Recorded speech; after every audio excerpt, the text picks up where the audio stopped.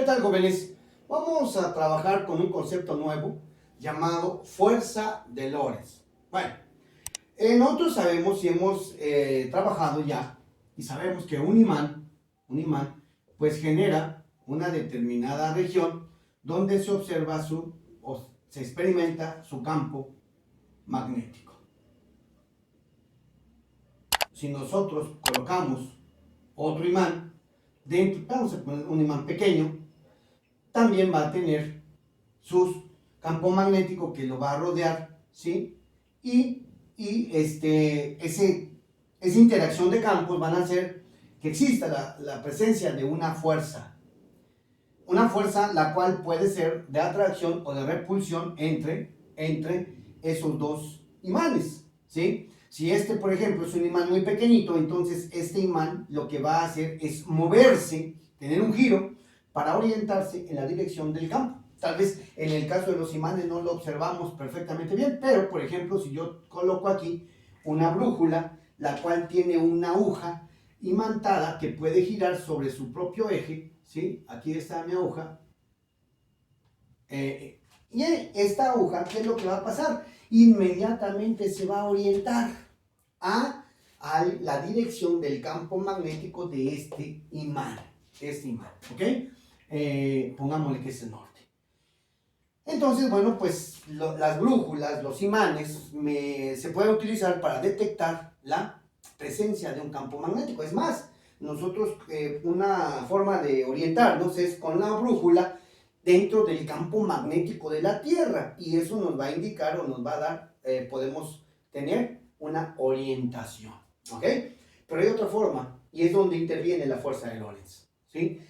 Ya que fue quien lo propuso. Henry A. Lorentz fue quien descubrió que un electrón, el cual se encontraba en movimiento y entraba en un campo magnético. Por ejemplo, vamos a pensar, vamos a dibujar aquí un campo magnético por medio de líneas de fuerza. Imagínense que este campo pues sale de algún lugar, de un imán, ¿no?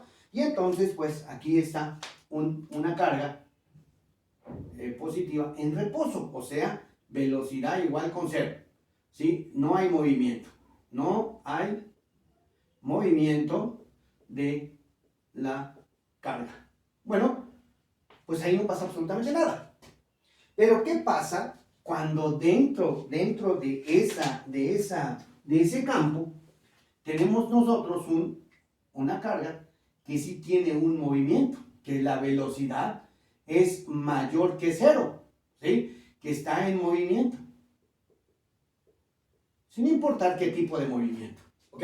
Ahí tiene un determinado movimiento. Bueno, entonces esta carga va a experimentar una desviación en su trayectoria, va a experimentar una fuerza, ¿sí? Una fuerza, y esta fuerza va a depender de la dirección del campo y de la dirección de la velocidad. Es decir, va a ser perpendicular a la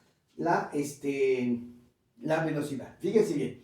Aquí en este caso, así como lo estoy dibujando, pasaría algo peculiar que se los voy a comentar en un momento más. Ahorita voy a poner que este objeto está moviéndose, esta partícula se está moviendo hacia abajo. Esta es su velocidad. Entonces, pues lógicamente esa velocidad va a ser diferente de cero, pero vectorialmente esta fuerza que va a experimentar va a depender de esta velocidad y de la dirección del campo, ¿ok? Pero lo interesante es que esta se va a mover, va a sufrir un movimiento, y ese movimiento pues puede ser hacia arriba, hacia abajo, izquierda, derecha, dependiendo de, ¿ok? ¿Cómo podemos observar ese movimiento? Bueno, Lorentz dice que cuando tiene una carga, un movimiento, y se encuentra dentro de un campo magnético, esa partícula va a experimentar una fuerza. Esa fuerza es vectorial, acuérdense, que va a depender del producto de la carga y el producto cruz de la velocidad y la inducción magnética. Producto cruz, esto es un producto vectorial. Eso quiere decir que el comportamiento de la fuerza y el campo magnético, a diferencia de la fuerza eléctrica y el campo eléctrico, son totalmente diferentes, ¿sí? Aquí sí dependen, pero de esta ecuación y de un producto vectorial, o sea que la fuerza y el campo no son o no van a tener la misma dirección, sino que tienen direcciones totalmente diferentes, la cual va a depender de este producto. Este producto es un producto vectorial, aguas, porque en un producto vectorial el orden de los factores se altera al producto.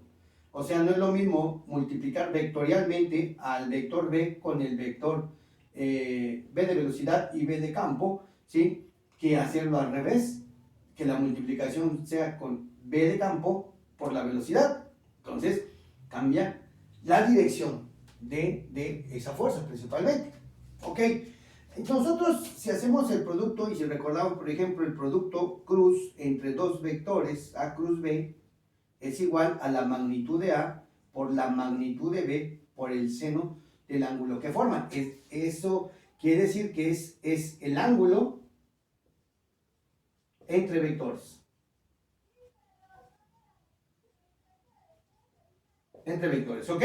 Ahora entonces, si la fuerza, ¿cómo quedaría? Si yo esto lo traslado a estos dos vectores, bueno, pues la fuerza de Lorentz va a ser igual a la carga por la velocidad, la inducción magnética por el seno del ángulo. Esta es mi ecuación para determinar la fuerza de Lorentz, que es la fuerza que experimenta una carga dentro de un campo magnético. Es importante, bueno, lo voy a poner al final del tema qué significa cada uno de estos, pero pues ya sabemos que Q es carga con Coulomb, V es velocidad y B es inducción magnética. El ángulo es el ángulo que existe entre el vector velocidad y el vector inducción magnética. ¿Ok? Bien, ahora, vamos a ver cómo nosotros tenemos que trabajar algunos conceptos para poder identificar y entender bien este tema. Aquí sabemos que el campo también es vectorial, o sea, se representa por medio de vectores. Entonces voy a poner un campo, ¿sí? Que vamos a utilizar un campo magnético o una inducción magnética. ¿Qué campo magnético está bien?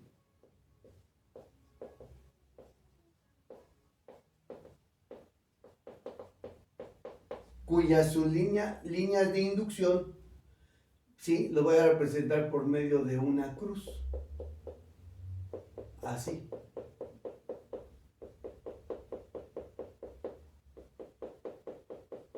Esto quiere decir que la inducción magnética entra al plano o a la superficie, ¿sí? Y el otro puede estar así.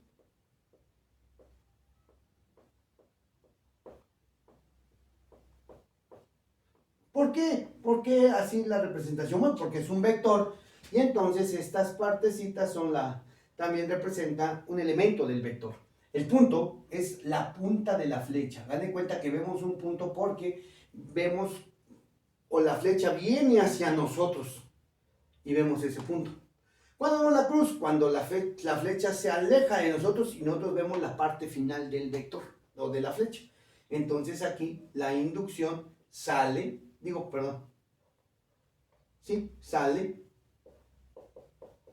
del plano. ¿Ok? Y entonces aquí, si nosotros, por ejemplo, colocamos una carga, pues va a experimentar una fuerza. Y esa fuerza va a depender de la dirección de la velocidad. ¿Sí?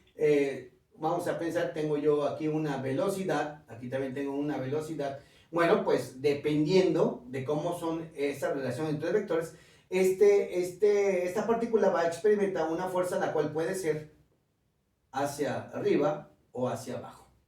También aquí, hacia arriba o hacia abajo. ¿Quién me va a decir si es hacia arriba o hacia abajo? ¿Cómo saber?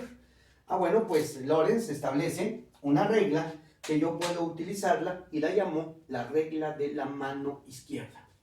Esta regla consiste en colocar el dedo pulgar, índice y medio formando un ángulo de 90 grados. Así, así. ¿Sí? En donde el dedo pulgar me indica la fuerza, el dedo índice la dirección del campo y el dedo medio la dirección de la velocidad. De tal forma, por ejemplo, en este caso, que si yo pongo, me dice que el campo va hacia ustedes, entonces apunto hacia ustedes así, porque el dedo índice me dice que es campo, dirección del campo, la velocidad va hacia la derecha, por lo tanto giro, y entonces esta partícula ahora sí sé que va a experimentar una fuerza hacia abajo, ¿sí? Ya puedo quitar esta que tenemos aquí. Y eso va a hacer que esta partícula cambie su movimiento, ¿sí? Se modifique su trayectoria, ya no va a ir en línea recta, sino va a comenzar ahora una carga. Y no quiere decir que desaparezca la fuerza, sino en todo momento esa fuerza tiene que estar ahí presente, lo cual va a hacer que su trayectoria siga cambiando, ¿verdad? Ahora bien, ¿qué pasa en este caso? Campo hacia adentro, campo es el dedo índice, campo hacia adentro, velocidad hacia la derecha, ya está, fuerza hacia arriba. Entonces ya puedo quitar esta, ya sea ahora utilizando la regla de la mano izquierda, y eso va a hacer que esta partícula cambie su movimiento. Vuelvo a repetir, cuando vaya por aquí, pues va a tener esa fuerza inclinada, ¿sí? Esa fuerza inclinada siempre hacia el centro, que esa es la fuerza de Lorentz, ¿sí? Y bueno, pues esto va a depender de la posición del campo y de la dirección de la velocidad. Ahora bien, nótense algo importantísimo, muchachos, importantísimo, que si yo tengo o represento en un sistema de coordenadas XY y mi vector velocidad está aquí y mi vector inducción magnética está aquí, entre estos hay un ángulo teta, ¿sí? Eso no puede variar de 0, entre 0 y 180 grados o más, ¿sí? Ahí tenemos el ángulo. Lo importante que yo quiero que se den cuenta es que el resultado de esta fuerza, la dirección de la fuerza debido a este producto, va a ser perpendicular a los dos, ¿sí? Lo voy a dibujar aquí, así. Así va a estar mi fuerza. Pensemos que está de esta manera. Y va a formar un ángulo de 90 grados con la inducción y también un ángulo de 90 grados con creo que me fui muy hacia allá.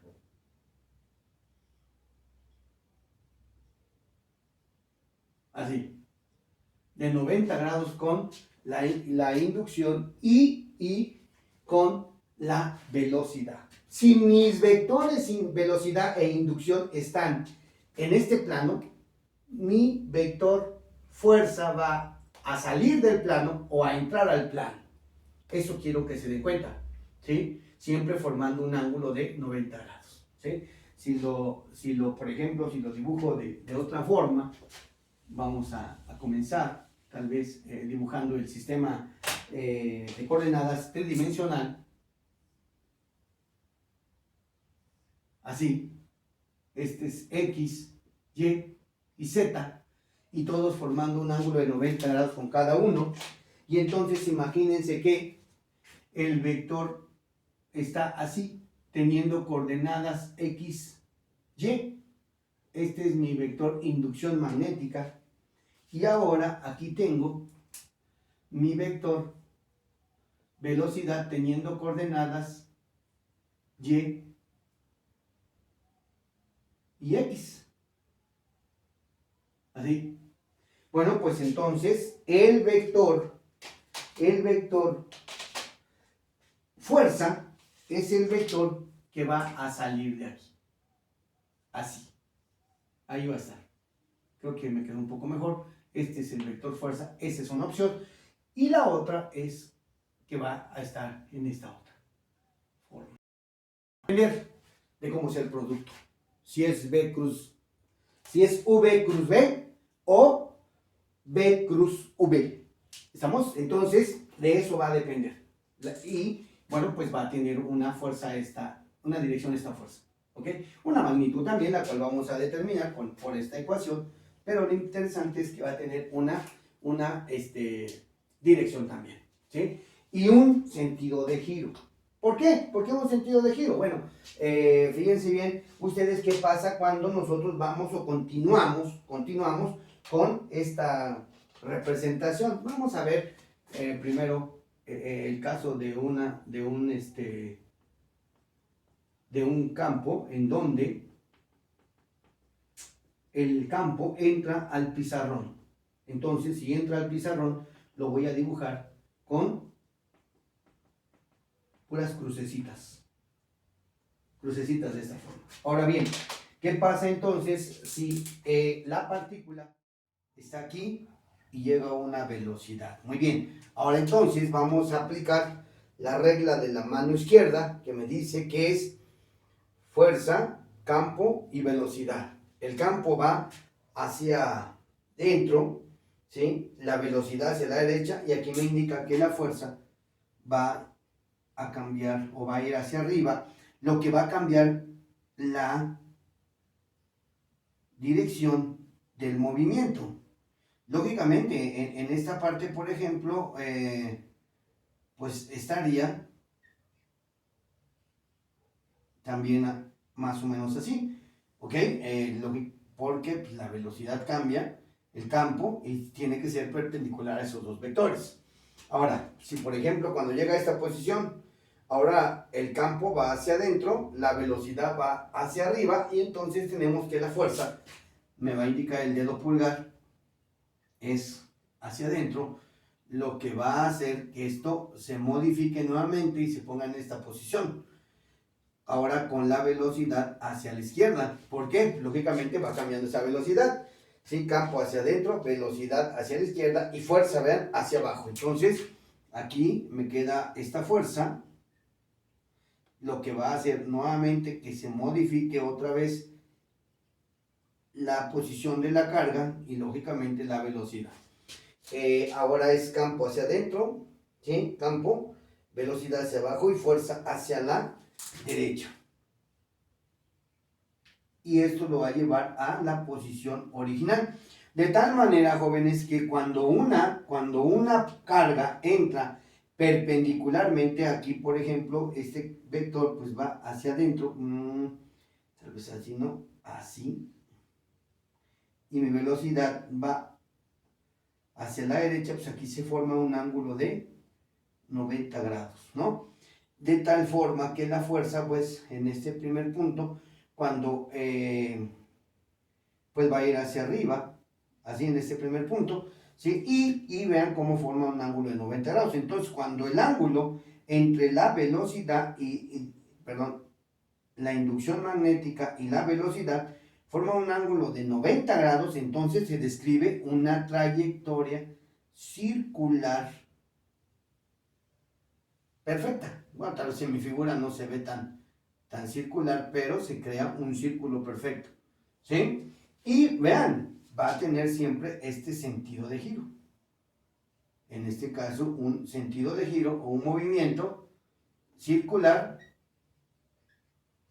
en una dirección contraria a las manecillas del reloj. Ahora, esto no es nada más algo que suceda cuando el campo va hacia adentro, sino también lo podemos hacer para un campo que vaya hacia afuera de la superficie, ¿sí? Y con esto lo vamos a representar por medio de puntos. ¿A qué se refiere? Bueno, pues porque ya dijimos, la inducción magnética está representada por medio de vectores, ¿sí? Y en este caso dice que nosotros vemos la punta de la flecha que viene hacia nosotros. Solamente vemos un punto, no podemos ver lo demás de la flecha porque, bueno, pues viene hacia nosotros, ¿sí? Más o menos así vamos a tener una inducción magnética. Y ahora pensemos que la carga ahora va a entrar o va a estar en esta en esta posición, así, y va a tener una velocidad también hacia la derecha. Así vamos a empezar, ¿ok? Bueno, vamos a hacer un poco más de puntitos, nos va a hacer falta seguramente un campo mayor, más o menos, ok. De tal manera que aplicando la regla de la mano izquierda, campo es hacia ustedes, velocidad es hacia la derecha y entonces la fuerza me queda que es hacia abajo. Aquí inmediatamente cuando entre va a experimentar una fuerza, lo cual va a hacer que se modifique nuevamente y cambie la velocidad, ¿sí? Hacemos lo mismo, campo hacia ustedes, velocidad hacia abajo y fuerza, y entonces esa fuerza pues va hacia el centro nuevamente, lo que va a hacer que modifique su posición y lógicamente también su velocidad. Y así sucesivamente, campo hacia ustedes, velocidad hacia la izquierda, ¿sí? Y entonces la fuerza va hacia arriba, tal cual me lo indica mi dedo pulgar, ¿sí? Esto lo lleva a esta otra posición, velocidad ahora hacia arriba, campo hacia ustedes, velocidad hacia arriba, quedaría más o menos de esta forma, y fuerza hacia la izquierda, haciendo que llegue a la posición original y ahora tenga un giro, esté aquí girando esa partícula en este sentido. Este va a ser su movimiento, ¿sí? Fíjense bien, entonces la regla de la mano izquierda me ayuda a encontrar la dirección de la fuerza. Algo importante, muchachos, esto yo lo debo de considerar cuando se trata de una partícula positiva. Cuando es una partícula negativa, yo puedo utilizar la misma regla de la mano izquierda, vean aquí, pero el resultado lo vamos a invertir. Por ejemplo, aquí tenemos una partícula negativa que va hacia la derecha, ¿sí? Campo hacia ustedes, velocidad hacia la derecha y fuerza hacia abajo. Pero por ser una partícula negativa, la fuerza se pone hacia arriba. Una es utilizando la regla de la mano izquierda o bien cambiando la regla de mano. Los dedos siguen siendo exactamente los mismos, ahí no hay problema con la mano derecha para cargas negativas. Entonces, si aquí tengo una carga negativa, ¿sí? Y va hacia la derecha, entonces campo hacia ustedes, así, velocidad hacia la derecha y fuerza, vean, si yo utilizo la regla de la mano derecha, ¿sí? Fuerza me queda hacia arriba, tal cual como lo indica aquí. ¿Ok? Entonces, cuando la carga es negativa, yo puedo utilizar la regla de la mano izquierda. Cuando la carga es positiva, entonces debo de cambiar la mano, o bien el resultado que me dé la mano izquierda, invertirlo, ¿sí? Eso se hace o se desarrolla cuando la carga cambia de signo, ¿sí? Ahora bien, si nosotros, por ejemplo, tenemos un movimiento circular, ¿sí? Un círculo perfecto, bueno, pues ahí va a representar o vamos a obtener otra característica. Vean aquí, un círculo. Cuando yo tengo un movimiento circular, aparece en ese movimiento circular algo que se le conoce como fuerza centrípeta. Y esa fuerza centrípeta en cualquier punto del movimiento circular va hacia adentro y se mantiene constante en todo el movimiento. Entonces, esa sería la fuerza centrípeta. De tal manera que esa fuerza centrípeta yo la puedo calcular como la masa, la velocidad al cuadrado entre el radio de la trayectoria, ¿sí? Ahora bien, esa fuerza, ¿sí? Es exactamente igual a la fuerza de Lorentz en este movimiento. Si yo lo puedo igualar de la partícula, también va a experimentar la fuerza centrípeta y va a ser exactamente del mismo valor que la fuerza de Lorentz. Si yo sé que la fuerza de Lorentz es igual a la carga, la velocidad y el campo por el seno del ángulo, ¿sí? Pero en este caso el ángulo vale 90 grados y el seno de 90 grados es 1, entonces esto se hace 1, yo puedo hacer esta igualdad, ¿sí? y quedarme. Aquí la masa por la velocidad al cuadrado sobre el radio va a ser igual a la carga, la velocidad y el campo, porque el seno de ese ángulo ya se hizo 1.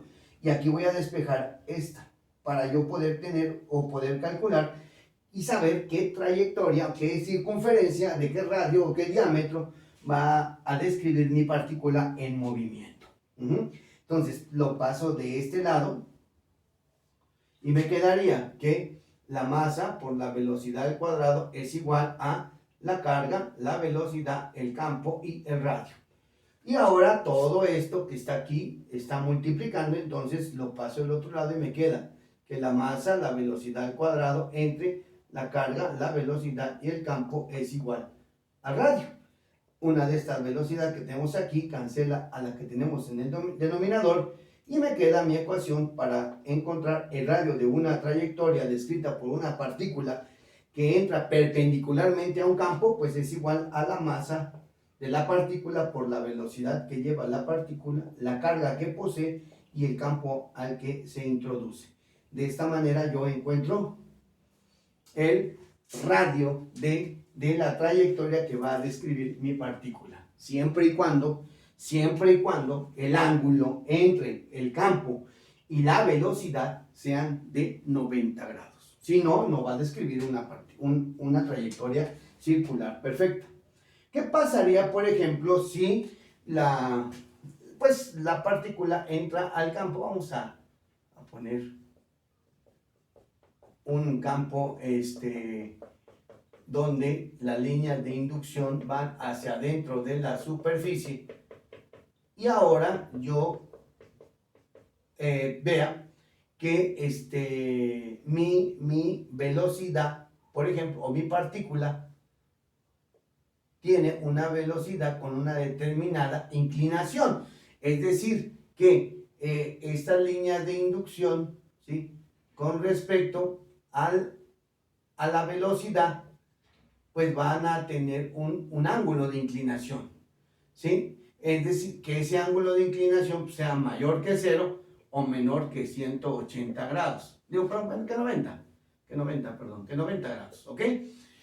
Bueno, pues entonces la partícula va a tener una forma diferente. La trayectoria ya no va a ser circular, va a tener la forma de una elipse, ¿sí? De una forma elíptica. Y además va a tener una forma de un espiral, ¿sí? ¿Por qué? Bueno, porque esta velocidad que tenemos aquí, esta velocidad con este ángulo va a tener dos componentes. Una componente en Y que le va a dar el desplazamiento vertical y que va a generar la circunferencia, y un desplazamiento y una velocidad en X, una componente en X que lo va a desplazar y lo va a llevar hacia adentro del campo, ¿sí? Así como va avanzando. Entonces tendríamos algo como una espiral, como el espiral de las hojas del cuaderno, pero no tan... Y lógicamente irían hacia adentro, es complicado dibujarlo, vaya, ¿sí? Irían hacia adentro del campo, ¿sí? Aquí está mal, sería más vertical, vaya. Es decir, que aquí, por ejemplo, avanzaría otra, y aquí avanzaría otra, y así se iría desplazando, ¿sí? ¿Qué pasa entonces cuando el ángulo es igual, aquí no mayor, es igual a 0 grados o igual a 180 grados? ¿Eso qué quiere decir? Bueno, pues que mi campo que entra y la partícula también. Aquí tengo mi partícula y también lleva la misma dirección, puede ir hacia la misma dirección que entra o bien que sale, ¿sí? Cuando sale, pues tiene un ángulo de 180 y cuando entra tiene un ángulo de 0 grados.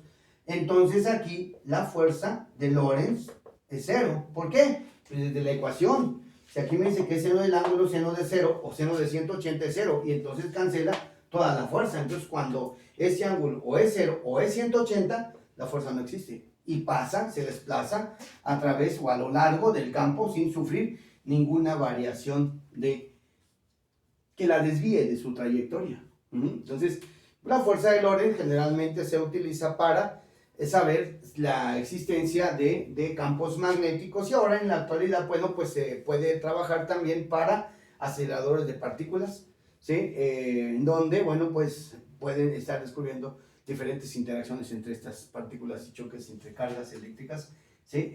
Para generar una infinidad de estudios dentro de la física, ¿no? Pero bueno, aquí nosotros únicamente lo vamos a ver como un comportamiento que se utiliza para encontrar campos magnéticos que afectan a una carga y cómo lo modifican o la trayectoria de la misma. Hay puntos importantes. Si la carga está en reposo, no experimenta fuerza tampoco. La fuerza magnética la experimenta cuando se encuentra en movimiento, ¿ok? Entonces, bueno, pues esas serían las consideraciones que debemos de tener para la fuerza de Lorentz. Otra cosa. Aquí, como hablamos de partículas, podemos hablar de partículas elementales, ¿sí? Por ejemplo, en el caso de, pues tenemos que trabajar la carga del electrón o la carga del protón, ¿sí? En donde, pues, esos valores jamás me los van a dar. Yo los debo de saber. Aquí en este caso 1.6 por 10 a la menos 19 Coulomb. Aquí es 1.6 también por 10 a la menos 19 Coulomb. La diferencia que ese es positivo y ese es negativo. Así también como la masa, ¿no? La masa del electrón es igual a 1.9 por 10 a la menos 31 kilogramos, y la masa de un protón pues, es igual a 1.6 por 10 a la menos 27 kilogramos, ¿sí? Datos que no van a venir en los problemas, que nosotros debemos de consultarlos en un libro, en una tabla de valores, o bien nosotros lo debemos de conocer para poderlos emplear en este tipo de ejercicios. Bueno, espero ya haya quedado claro.